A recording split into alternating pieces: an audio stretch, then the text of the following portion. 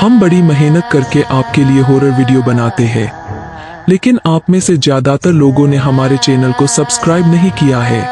अगर हमारी भयानक कहानियां आपके दिल की धड़कनें तेज करती है और आपको रोमांच से भर देती है, तो हमारे चैनल को सब्सक्राइब करना ना भूलें। तो आइए इस डरावने सफर में हमारे साथी बने, सब्सक्राइब करें और हमारी हर नई कहानी का हिस्सा बने। एक शहीद का भूत। अंधेरी रात, एक पुराना किला।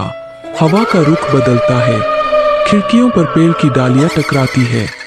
एक जवान लड़का राहुल अपने दोस्तों के साथ रोमांच की तलाश में है।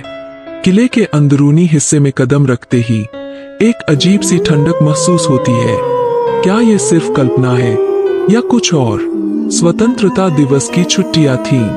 राहुल, शिवानी, आकाश और दीपा, 4 दोस्तों ने एक एडवेंचर प्लान किया। उनकी नजर पड़ी एक पुराने किले पर, जिसके बारे में कहा जाता था कि वो एक शहीद की आत्मा से सराबोर है। उत्सुकता ने उन्हें वहां खींचा। किले के अंदर घुसते ही एक अजीब सी खामोशी थी। हवा की धीमी सी आहट और पुरानी ईंटों की गंध डर पैदा कर रही थी। किले के अंदरूनी हिस्से में एक विशाल हॉल था, जिसके चारों तरफ कमरे थे। दोस्तों ने एक कमरा चुना और सामान रखा। रात बीतने लगी। अचानक एक खिड़की से हवा का एक जोरदार झोंका आया। कमरे में रखी चीजें हिलने लगीं। दोस्त डर गए, शायद हवा तेज हो गई है। शिवानी बोली, लेकिन किसी को यकीन नहीं हुआ। रात भर उन्हें अजीब अजीब आवाजें सुनाई देती रहीं, जैसे कोई उनके आसपास चल रहा हो। सुबह उठने पर उन्होंने देखा कि किले की दीवार पर एक तस्वीर उभरी हुई है। उसमें एक जवान सिपाही था, जिसके चेहरे पर गहरे जख्म के निशान थे। दोस्त डर गए। उन्हें लगा ये उसी शहीद की तस्वीर है, जिसके बारे में उन्होंने सुना था। उन्होंने किले के बारे में और जानकारी जुटानी शुरू की। उन्हें पता चला कि इस किले में एक क्रांतिकारी रहता था, जो अंग्रेजों के खिलाफ लड़ता था। उसे धोखे से मार दिया गया था और उसकी आत्मा अब इस किले में भटकती है। दोस्तों की रूह कांप उठी। उन्होंने फैसला किया, वो इस रहस्य को सुलझाएंगे। वो किले के हर कोने को खंगालने लगे। उन्हें एक तहखाना मिला, जिसके दरवाजे पर ताला लगा था। उन्होंने ताला तोड़ा और अंदर गए। तहखाने में अंधेरा था। उन्होंने टॉर्च जलाई और फिर जो देखा, उसने उनकी रूह कांप दी।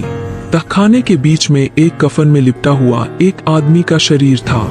उसके साथ एक तलवार और एक डायरी भी थी। डायरी में उस क्रांतिकारी की पूरी कहानी लिखी थी, कैसे उसे धोखा दिया गया और कैसे उसकी मौत हुई। दोस्तों को समझ आ गया था कि इस शहीद की आत्मा को शांति नहीं मिली है। वो बदला लेना चाहता है, लेकिन किससे? ये सवाल उनके मन में उठा। तभी तहखाने में हवा का एक जोरदार झोंका आया और फिर कुछ हुआ जिसने उनकी जिंदगी बदल दी। तहखाने में एक अंधेरा छा गया। हवा का एक जोरदार झोंका आया और एक चीख सुनाई दी। दोस्त डर के मारे पीछे हट गए। धीरे धीरे उनके सामने एक आकृति उभरी। वो वही सिपाही था, जिसकी तस्वीर उन्होंने देखी थी, लेकिन अब वो जिंदा था या कुछ और, ये उन्हें समझ नहीं आ रहा था। सिपाही की आंखें लाल हो रही थीं और उसके चेहरे पर एक खौफनाक मुस्कान थी। वो धीरे धीरे दोस्तों की तरफ बढ़ रहा था। दोस्तों के पैर कांपने लगे। उन्हें लगा अब उनकी मौत तय है। राहुल ने हिम्मत जुटाकर सिपाही से बात की, हम आपको शांति दिलाना चाहते हैं। आप हमें बताइए, आपको क्या चाहिए? सिपाही ने एक भयानक आवाज में कहा, मुझे इंसाफ चाहिए। उस गद्दार को ढूंढ कर लाओ, मैं उसका खून पीऊंगा। दोस्तों की रूह कांप उठी। उन्हें समझ आ गया था कि ये मामला बहुत गंभीर है। वो सिपाही का बदला लेंगे, लेकिन कैसे? उनके पास कोई योजना नहीं थी। तभी सिपाही ने एक और बात कही, मेरे साथी राजीव, वो जानता है कि गद्दार कौन है। वो अब भी जिंदा है। उसे ढूंढो। सिपाही की आवाज धीरे धीरे कम होती गई और फिर खत्म हो गई। दोस्तों ने राहत की सांस ली, लेकिन साथ ही उन्हें डर भी लग रहा था। उन्हें एक नए मिशन पर निकलना था, एक मिशन जिसका अंत क्या होगा ये कोई नहीं जानता था। उन्होंने फैसला किया वो राजीव को ढूंढेंगे। उसके लिए उन्हें इतिहास की किताबों में उतरना होगा। वो पुस्तकालय गए और घंटों तक पढ़ाई की। उन्हें राजीव के बारे में कुछ जानकारी मिली। वो एक छोटे से गांव में रहता था। दोस्तों ने तय किया वो उस गांव जाएंगे, लेकिन जाने से पहले उन्होंने एक योजना बनाई। वो अपने साथ हथियार ले जाएंगे, क्योंकि उन्हें पता था आगे का रास्ता आसान नहीं होगा। उन्होंने गांव के लिए रवाना हुए। दिल में डर था, लेकिन साथ ही एक जज्बा भी था। उन्हें इस कहानी का अंत करना था, किसी भी कीमत पर। गांव पहुंचने पर उन्होंने राजीव के घर का पता लगाया। वो एक पुराने घर में रहता था। दोस्तों ने सावधानी से घर के पास पहुंचे। रात का इंतजार किया। रात हुई और दोस्तों ने घर के अंदर झांका। उन्हें एक आदमी दिखाई दिया। वो बूढ़ा हो चुका था, लेकिन उसकी आंखों में एक खौफनाक चमक थी। वो वही था, राजीव। दोस्तों को पता चल गया था अब अंतिम लड़ाई शुरू होने वाली है। क्या होगा आगे, ये तो समय ही बताएगा। रात का सन्नाटा एक खौफनाक संगीत बन गया था। दोस्तों की सांसें तेज चल रही थीं। उनके सामने खड़ा बुजुर्ग आदमी राजीव धीरे धीरे मुस्कुराया। उसकी मुस्कुराहट में एक घातक शांति थी। आखिर तुम आ ही गए, उसने कहा। उसकी आवाज में एक खौफनाक रस था। तुमने मुझे ढूंढ ही लिया। दोस्तों को समझ आ गया था कि अब पीछे हटने का समय नहीं है। ये लड़ाई थी जीत या मरने की। राहुल ने हिम्मत जुटाकर कहा, हम सिर्फ सच्चाई जानना चाहते हैं। आपने क्या किया था? राजीव हंसने लगा। मैंने कुछ नहीं किया, बल्कि मेरे साथ किया गया। वो सिपाही मेरा दोस्त था। हम साथ लड़ते थे, लेकिन एक दिन उसे धोखा मिला। मुझे बलि का बकरा बनाया गया। उस सिपाही को मार दिया गया और मुझे जिंदा जलाने की कोशिश की गई। मैं बाल बाल बचा। तब से मैं बदला लेने की तलाश में था। दोस्तों को दया आ गई, लेकिन साथ ही उन्हें डर भी लग रहा था। राजीव की आंखों में एक पागलपन सा था। वो कुछ भी कर सकता था। तभी राजीव ने एक अचानक हमला किया। वो राहुल पर झपट्टा मारा, लेकिन राहुल ने पहले से ही एक लोहे की रॉड उठा ली थी। उसने राजीव पर वार किया। राजीव हिल गया, लेकिन वो गिरा नहीं।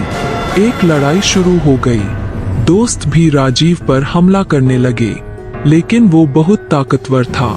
वो एक एक करके दोस्तों को बेबस कर रहा था। राहुल ने देखा कि अब कुछ नहीं बचा है। उसने एक अंतिम कोशिश की। उसने उस ताबीज को जो उसने जंगल से लाया था अपने सामने रखा, और फिर उसने जो किया वो उसने कभी सोचा नहीं था। उसने खुद को आग लगा ली।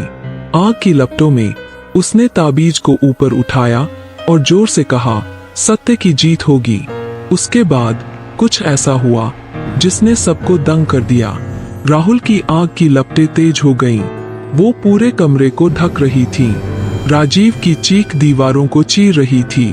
एक भयंकर संघर्ष चल रहा था, जीवन और मौत का।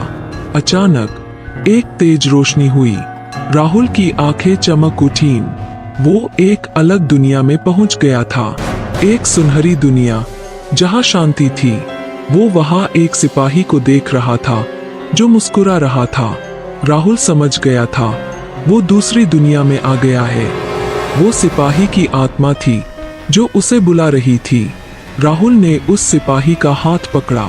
उसी पल वो वापस आ गया। कमरा धुएं से भरा हुआ था। राजीव का शरीर जमीन पर पड़ा था। वो मर चुका था। दोस्तों को राहत मिली, लेकिन साथ ही एक डर भी था। उन्होंने पुलिस को बुलाया और पूरी घटना बताई।